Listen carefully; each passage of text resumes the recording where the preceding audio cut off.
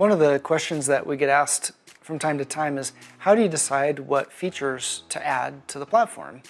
This is a great question because we've got thousands of businesses that have signed up to use us, and we literally have a list of hundreds of ideas.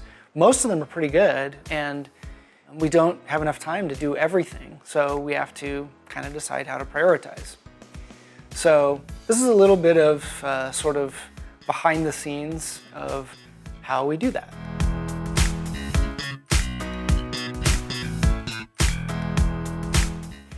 So our first grading criteria is a category called retention. And for this, a high scoring item is something that has been requested by many of our customers and is something that is really of high value for the people that use the platform already. The second attribute that we look at is how likely will adding this feature unlock new customers for us. Like any business, we're always trying to grow, and we're always looking to expand the reach that we have. And so sometimes there are features that without them we simply can't have some block of customers.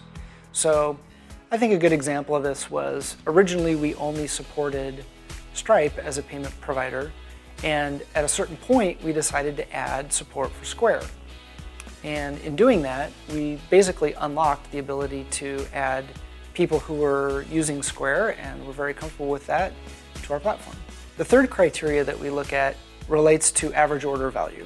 So this is kind of like in a photography shoot, how as long as you're going to the property, you want to sell as many things as possible.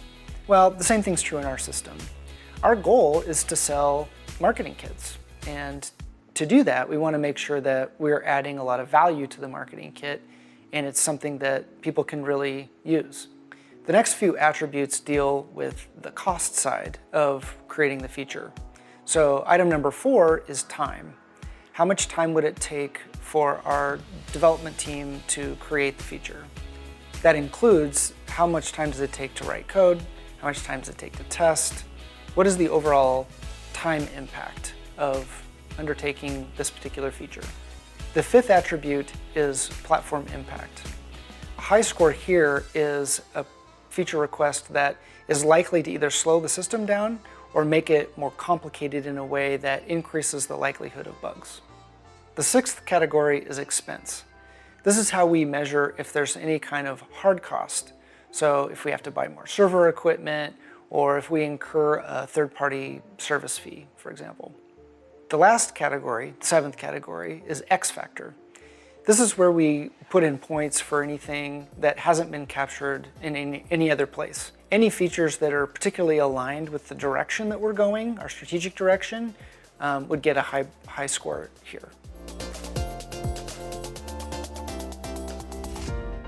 Once we've graded a feature with all 7 categories, we have a formula that looks at those 7 and comes up with a score. We actually tweak the formula from time to time, but that formula gives us a final score, and then we sort the list of features based on that score. This helps us keep the most important things at the top of the list. We've sort of built into our business model this idea of continuous development. We do that so that our system is always growing and always improving, and that we're able to take feedback from our users and roll it in. And this is what makes it great, that over time, the feedback from the community helps us make our system better and better. So why is listening to the community of users of our platform so important? Well, one of the things that we've seen is there are other companies that operate in the space that started off as a photography business themselves. And that's great because you get a lot of the context for the challenges of a real estate photography business. However, one of the things that we've noticed is that there's actually a surprising amount of variety in the business models from one photography business to another. And the companies that themselves were a photography company have a tendency to build a solution that is built around their way of doing business. In our case, all of the feature requests come from the community as a whole. We're aggregating feedback from a wide variety of businesses.